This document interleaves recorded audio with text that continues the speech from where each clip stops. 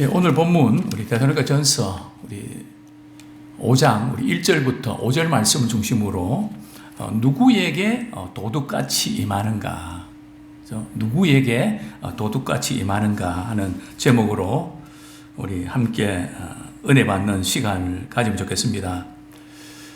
두 부류의 사람이 있는데요,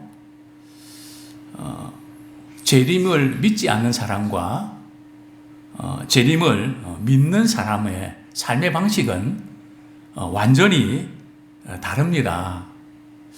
어떤 분들은 주님의 재림이 언젠가 반드시 일어난다, 그것을 믿고 그것을 준비하면서 살아가는 것이 삶의 목적인 사람이 있는가 하면, 또 어떤 사람들은 그저 현재의 이 문제를 안고 이게 언제 끝나나,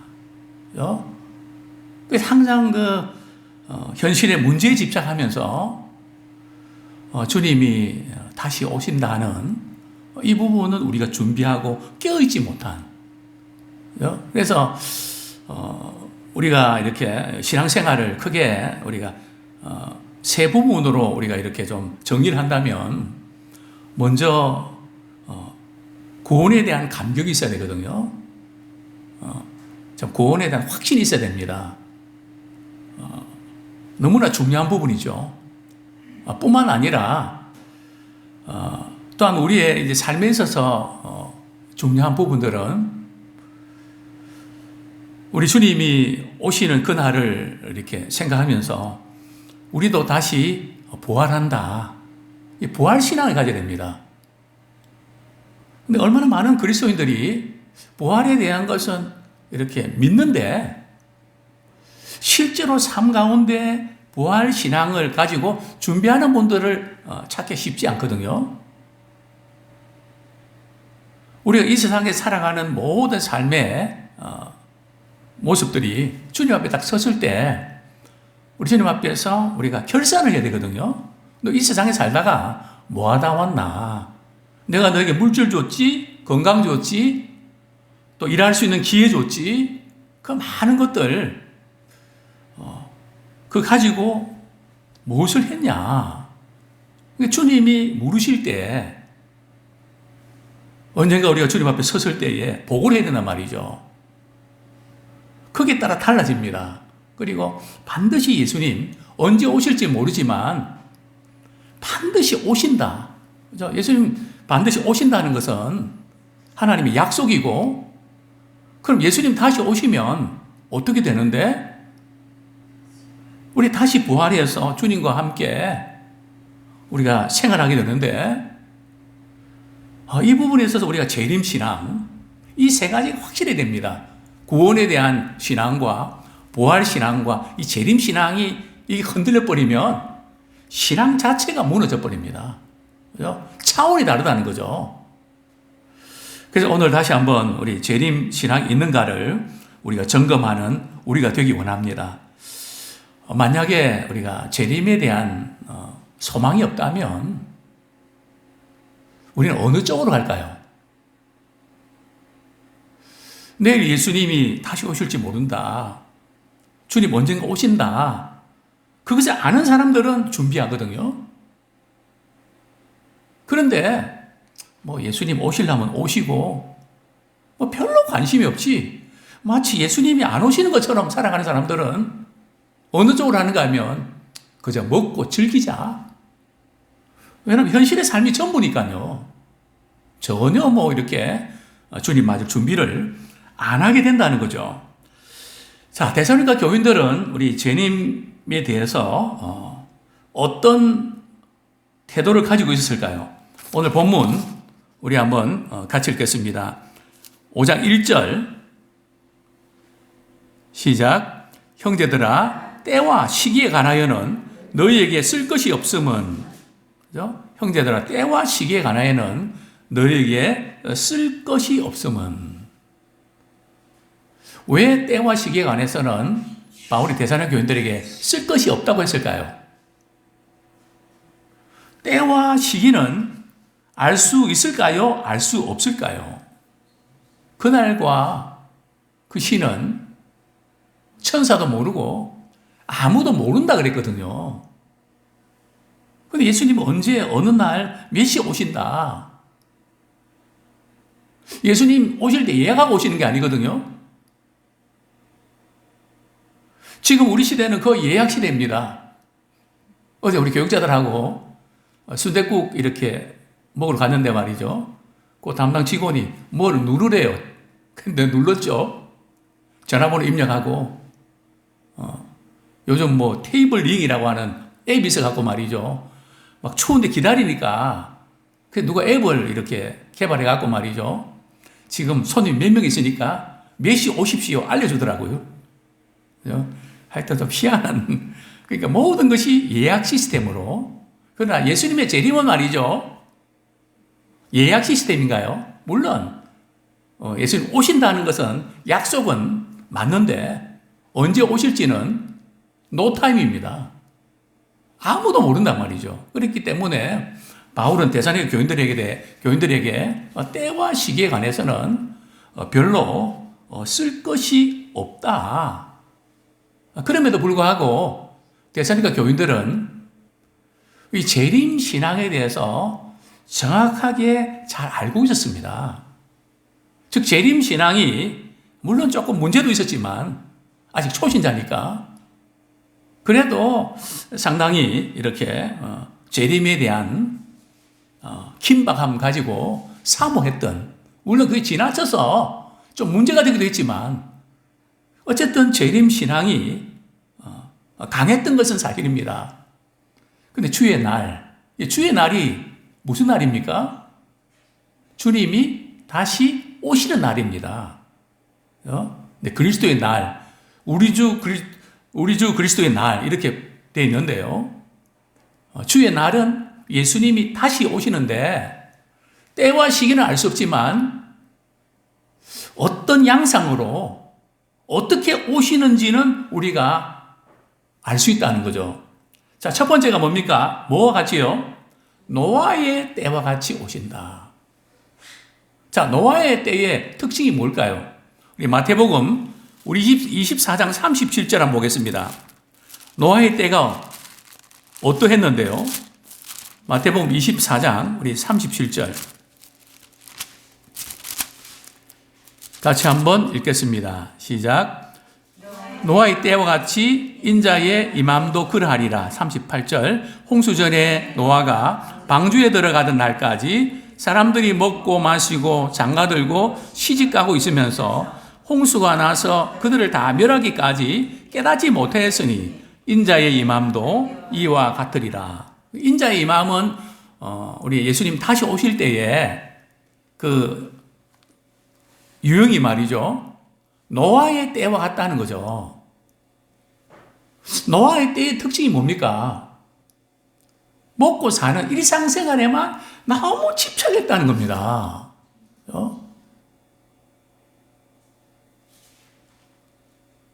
노아의 그 경고, 홍수 심판이 있을 것이라는 경고의 말씀이 거의 안 들릴 정도로, 관심이 없을 정도로 그들은 그저 오로지 그냥 현실 생활에만 몰두했다는 거죠.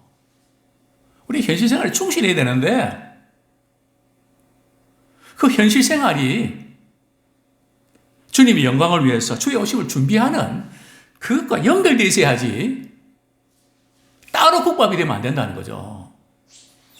그래서 현실 생활에 충실한 것 자체는 문제 삼는 것이 아니라 먼저 그의 나라와 의를 구하는 삶의 우선순위가 자꾸 바뀐 상태에서 계속 가는 거죠. 언제까지요? 홍수가 나서 말이죠. 다 멸할 때까지 깨닫지 못한다는 거죠. 앞으로 신앙생활 잘해야지 뭔가 다짐은 하는데 계속 그 모양으로 계속 가고 있다는 거죠.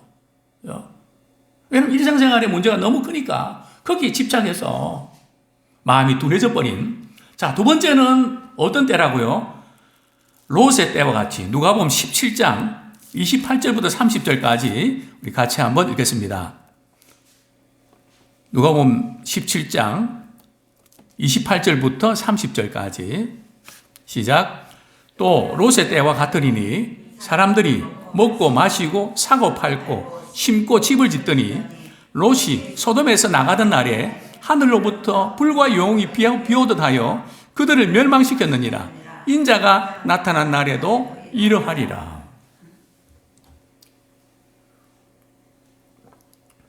즉 예수님 재림하실 때도 노아의 때와 같이 또 롯의 때와 같이 이러하리라. 롯의 때의 특징이 뭡니까? 우리가 일상생활에서 지금 하고 있는 그 모든 것, 먹고 마시고 사고 팔고 집 짓고, 그죠? 그래서 천사들이 말이죠, 롯의 식구들과 또 그 딸들의 말이죠, 그 사위들, 빨리 이제 이 소돔과 멸망하니까 이렇게 끄집어내려 해도 무슨 소리냐고 우습게 여겼거든요. 뭐 전혀 먹히지가 않습니다. 게다가 롯의 아내는 지금까지 어떻게 모은 돈이고 어떻게 마련한 건데 뒤를 돌아보다가 어떻게 됐습니까? 소금기둥이 되어버리고 마는. 그 삶에 대한 미련, 집착. 자, 그 다음에 우리 다시 본문 돌아갑니다. 주의 날이 어떻게 올까요? 데가전서 우리 5장 2절 말씀 같이 한번 읽겠습니다. 시작. 주의 날이 밤에 도둑같이 이룰 줄을 너희 자신이 자세히 알기 때문이라. 그죠? 세 번째는 주의 날이 뭐같이요? 도둑이 온 것 같이 임한다는 거죠. 도둑이 언제 오나요? 예, 밤에. 그죠? 물론 낮에도 제가 오는 걸 봤습니다. 여자들만 있는 집에 들어가서 말이죠. 제가 알고 있는, 제가 이제 우리 사촌 누님 댁에 있었는데, 그 식모하고 우리 누님하고 테이프로 입을 봉해갖고 말이죠. 제가 이제 학교 갔다가 조금 일찍 수업이 끝나서 들어갔는데 문이 열려 있더라고요. 그래, 이상하다 그랬는데 손발 다 묶여갖고 말이죠. 막 테이프를 붙여갖고 말이죠. 그 집이 이제 공화당 훈련 원장으로 상당히 좀 지위가 있는 그런 분이셨거든요.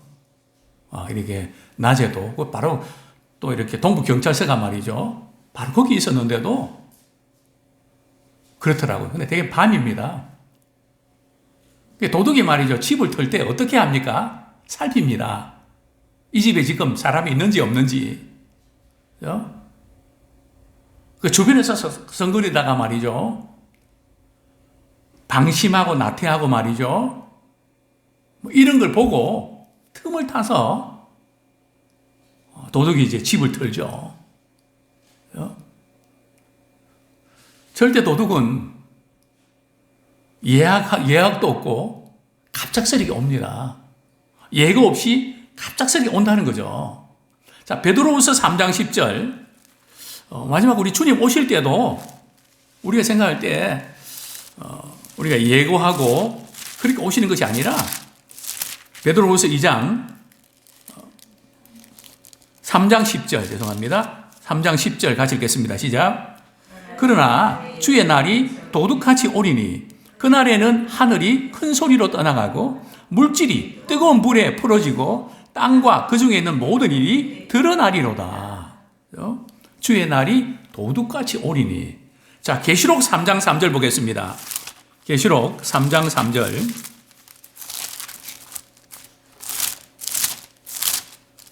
같이 읽겠습니다. 시작. 그러므로 내가 어떻게 받았으며 어떻게 들었는지 생각하고 지켜 회개하라. 만일 읽히지 아니하면 내가 도둑같이 이르리니 어느 때에 내게 이르는지 내가 알지 못하리라. 그렇습니다. 도둑은 방심하고 있을 때, 마음을 놓고 있을 때, 그때 찾아온다는 거죠. 그래서 주님의 오시는 날도 우리 언제 오실지 예측 불허입니다.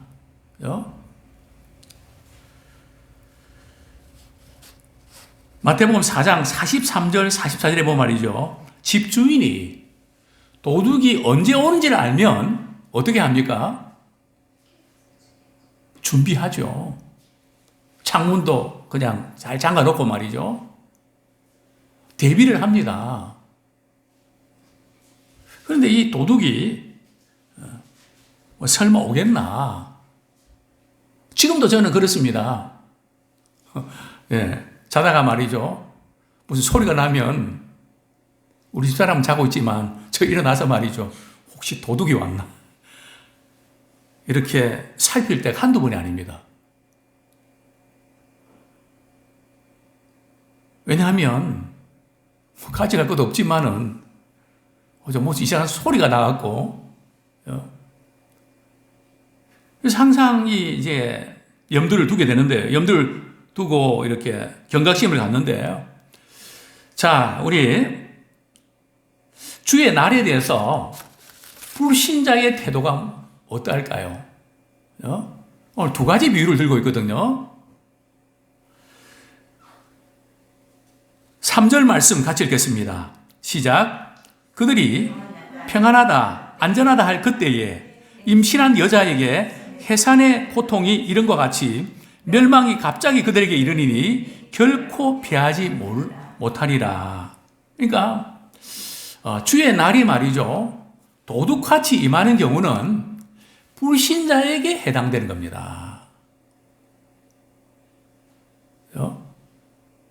왜 그런지 조금 후에 좀 설명드리겠는데요. 불신자들은 재림 신앙이 없기 때문에 이 세상이 전부기 때문에 그들은 항상 그저 평안하고 안전하면 되거든요. 문제가 있고 힘들면은 그냥 이거 언제 지나가나 이거 지나가면 안심을 한단 말이죠. 그러나 이 도둑은 편안한 안전할 그때에 이렇게 도둑질을 하고 그때에 또 공격을 한단 말이죠. 그러니까 괜찮다, 뭐 별 문제 없다 그때 말이죠.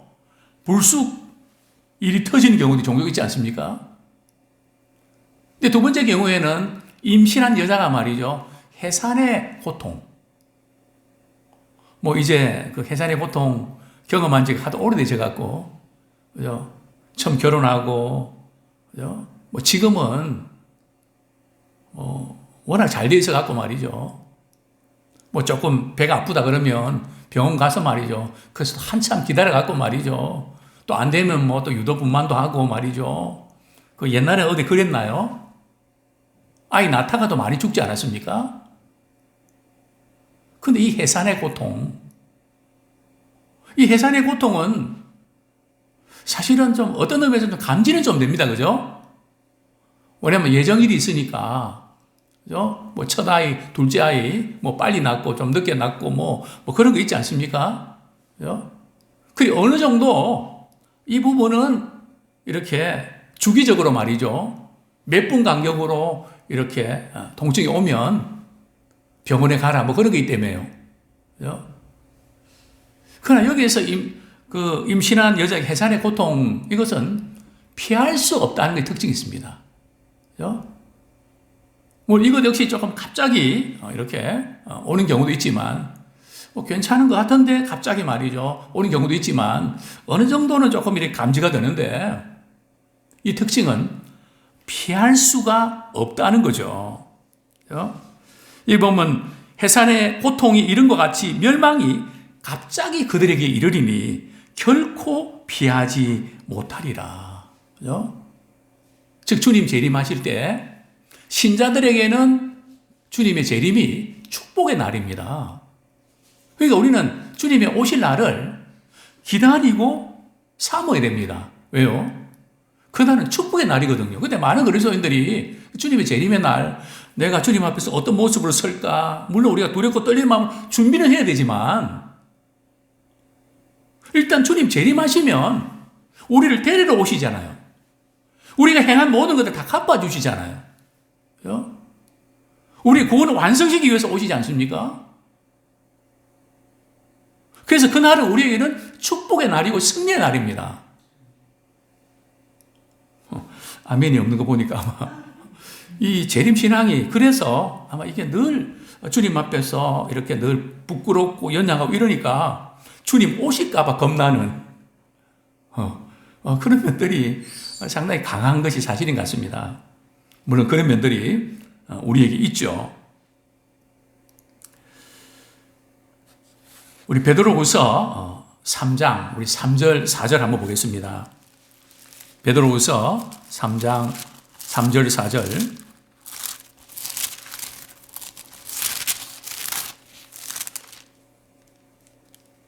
같이 읽겠습니다. 시작. 먼저 이것을 알지니 말세에 조롱하는 자들이 와서 자기의 정욕을 따라 행하며 조롱하며 이르되 주께서 강림하신다는 약속이 어디 있느냐. 조상들이 잔으로부터 만물이 처음 창조될 같이 그냥 있다 하니. 제 말세에 조롱하는 자들이 있다는 거죠. 뭘 조롱합니까? 뭐 예수님이 다시 오신다는 그게 말세다. 이게 뭐 그대로인데 뭐가 말세냐. 그런 거 없다. 조롱하고 비난하면서 말이죠. 이 말세에 재림신앙이 없는 사람들은 어떻게 산다고요? 정욕대로, 욕심대로, 자기가 하고 싶은 대로, 생각대로 해, 마음대로 해, 뭐 이런 쪽으로 살게 되어 있죠. 그런데 주님이 언제 재림하시는 그 약속이 그건 소설이지 실제가 아니야. 그러면서 말이죠. 뭐 어제도 오늘도 뭐 그대로잖아. 사실 제가 좀 설교하고 싶은 주제 가운데 하나가 시대를 분별하라 하는 그 부분을 좀 말씀드리고 싶고, 또 기후변화, 천체의 변화들, 지금 마지막 시대 징조 가운데 이 지금 천체의 변화가 있다 그랬거든요. 어두워진다 그랬거든요. 흔들린다 그랬거든요. 좀 이런 어떤 부분에서 분명히 지금 우리 시대에 일어나는 이 모든 현상들은 심상치가 않습니다. 성경적으로 보면 그 예언이 굉장히 빠른 속도로 이루어지고 있는, 우리가 구체적으로 뭔가 이렇게 딱 적용하기는 어렵지만 이런 사례들이 너무너무 많습니다. 그런데 주의 강림하신 약속이 어딨냐, 이렇게 조롱하는 자들이 있다는 거죠. 자, 그런데 우리 주의 날에 대한 신자의 태도는 어떠해야 될까요? 우리 데살로니가전서 우리 5장 4절 5절 보겠습니다. 4절 5절 시작. 형제들아 너희는 어둠에 있지 아니하며 그날이 도둑같이 너희에게 임하지 못하리니 너희는 다 빛의 아들이요 낮의 아들이라. 우리가 밤이나 어둠에 속하지 아니하리니. 자, 우리 주의 날에 대한 신자의 태도, 5절에서 5장 3절에 보면 그들이 할 때 그들은 불신자입니다. 세상 사람들이거든요. 그리고 4절에 형제들아 너희는, 여기는 데살로니가 교인들, 신자들 가리킵니다. 그래서 주의 날에 대한 신자의 태도는 주의 날이 어디까지 오지 않는다고요? 도둑같이 오지 않는다는 겁니다. 왜요? 우리는 낮의 아들이고 빛의 자녀이기 때문에 말씀을 우리가 보면서 지금 어디까지 왔나? 우리 옛날에 말이죠. 우리가 놀이할 때 한 사람이 순례가 되고 말이죠. 그죠? 어디까지 왔노? 어디까지 왔니? 뭐 그러잖아요.